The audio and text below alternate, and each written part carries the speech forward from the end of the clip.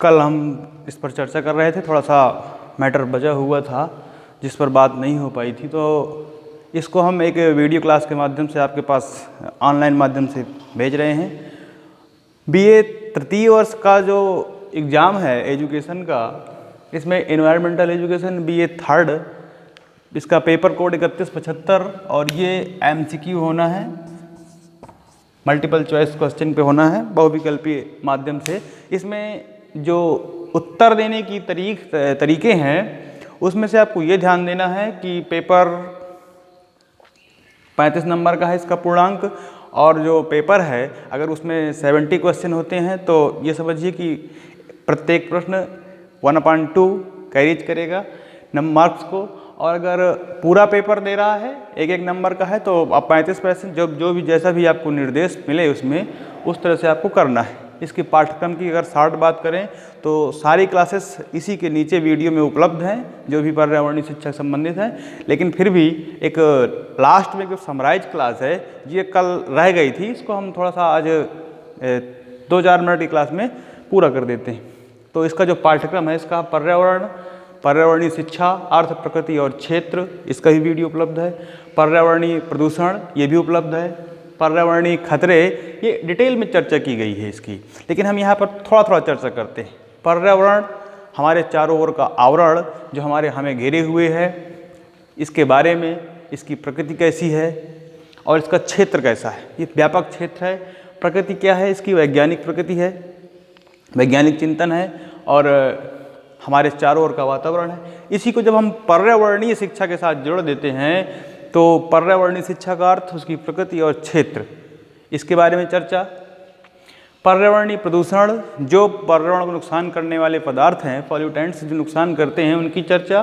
प्रदूषण का स्तर, उपचार, जैसे पानी में कठोरता है, कठोरता को दूर करने की स्थायी और अस्थायी कठोरता, इसको दूर करने का तरीका क्या है, इसके आने से समस्याएं क्या हैं। हमारा आर्सेनिक से प्रभावित उत्तरी और दक्षिणी 24 परगना जिला, बंगाल, पश्चिम बंगाल का उन्नाव में ये समस्या, विभिन्न प्रकार की समस्या, पारे की समस्या से जल में मिनीमाटर रोग, और बात करें तो वायु प्रदूषण के कारण सल्फर डाइऑक्साइड का जो पानी के साथ क्रिया करके H2SO4 बनाती है, उससे अम्लीय वर्षा, एसिड रेन होती है। पर्यावरणीय खतरों में वैश्विक तापन, वैश्विक और क्षेत्रीय जो समस्याएं हैं, पर्यावरण के प्रति जो क्षेत्रीय स्तर पर समस्याएं हम लोग उत्पन्न करते हैं, पर्यावरण को नुकसान पहुंचाते हैं, इसे हम क्षेत्रीय समस्याओं के अंतर्गत रखेंगे, क्षेत्रीय स्तर पर। और जो वैश्विक स्तर पर, पूरे विश्व के स्तर पर जो समस्याएं पर्यावरण के प्रति हो रही हैं उनको हम वैश्विक समस्याओं के प्रति रखेंगे।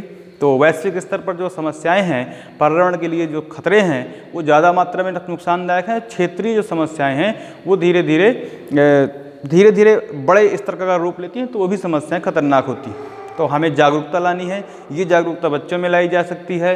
अगर बच्चों में ये जागरूकता आ जाती है तो ये पर्यावरण के प्रति हमारी जो जागरूकता है वो बढ़ेगी, और निश्चित तौर से हम पर्यावरण के प्रति जागरूक होंगे, जिससे हमारा पर्यावरण बचा रहेगा। हमारी जो पृथ्वी है जिस पर जीवन संभव है ये सुरक्षित रहेगी, स्वस्थ रहेगी।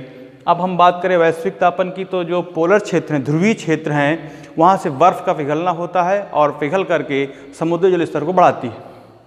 ग्लेशियर पिघलते हैं, पृथ्वी का तापमान बढ़ता है, जिससे पूरा मौसम चक्र बदल जाता है। क्लाइमेट जो चेंज है, इसके अलावा लोगों का रहन सहन बदल जाता है। सारा कुछ एक साथ अगर ऐसी समस्या आती है तो सारा कुछ बदल जाएगा, और धीरे धीरे बदल भी रहा है। समुद्री जल स्तर, ग्रीन हाउस इफेक्ट की हमने बात की थी।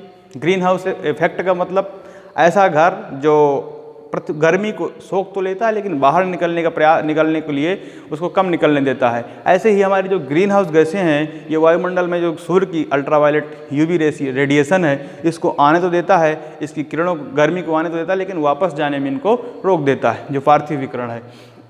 तो पृथ्वी हमारा ग्रीन हाउस इफेक्ट की तरह कार्य करता है, यही ग्रीन हाउस इफेक्ट है। अब एसिड रेन, हमारे वायुमंडल में जलवाष्प H2O उपलब्ध रहता है, और ये जो H2O है, इसके साथ अगर SO2 क्रिया करता है तो ये बनता है H2SO4।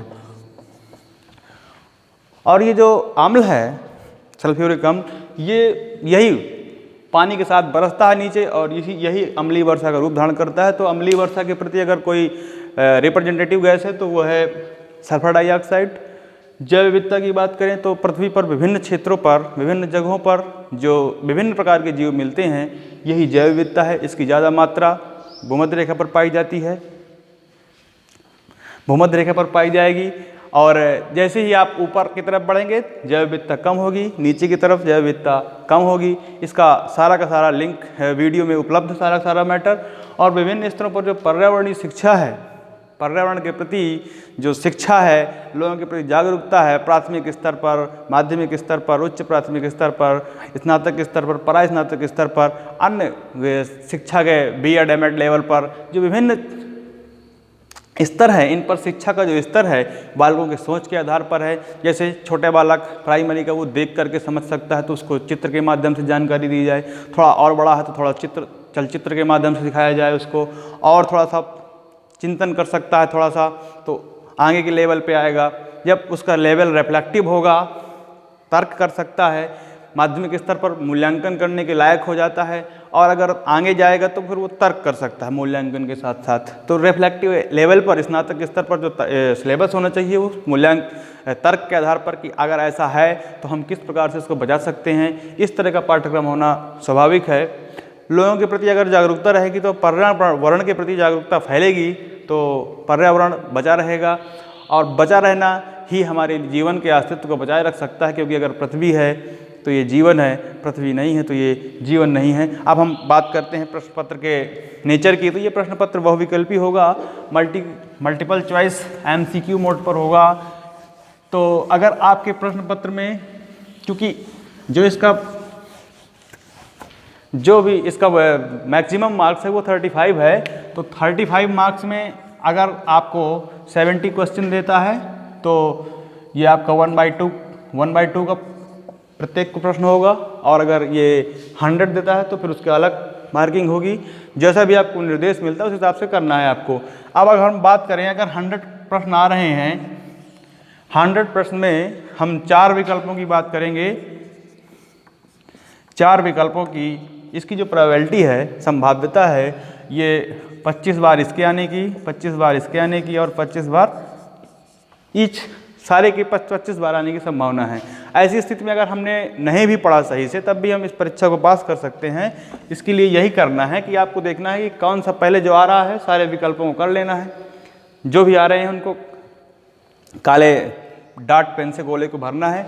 इसके बाद जो नहीं आ रहे हैं उनमें से आपको पहले देखना है कि हमने किस विकल्प की जो बारंबारता है, फ्रिक्वेंसी है, वो कितनी बार हो चुकी है। अगर आपने देखा कि ए की जो फ्रिक्वेंसी है ये लगभग 20 बार हो चुकी है, तो आप इसके सही होने की जो संभाव्यता है वो 5 बार है। इसलिए ए विकल्प को छोड़ करके अन्य विकल्पों पर ध्यान दिया जाए। फिर ऐसे ही हम देखेंगे कौन कौन से विकल्पों पर कितनी कितनी बार का प्रश्न आया हुआ है, उत्तर हमारा सही हुआ है। तो इस तरह से आप कर सकते हैं। इसके अलावा जो आपको आते हैं उन प्रश्नों को सही से कर लीजिए। इसके बाद कुछ विकल्पों को एक साथ एक लाइन से आप काला कर सकते हैं, क्योंकि माइनस मार्किंग नहीं होनी है, तो इसमें आपको नंबर मिलने की संभावना बढ़ जाएगी। आशा है कि आज आप पेपर में अच्छा कर पाएंगे। आपके पेपर के लिए आपको हम पहले से शुभकामना देते हैं। आपका पेपर अच्छा हो, आपका भविष्य अच्छा हो। धन्यवाद।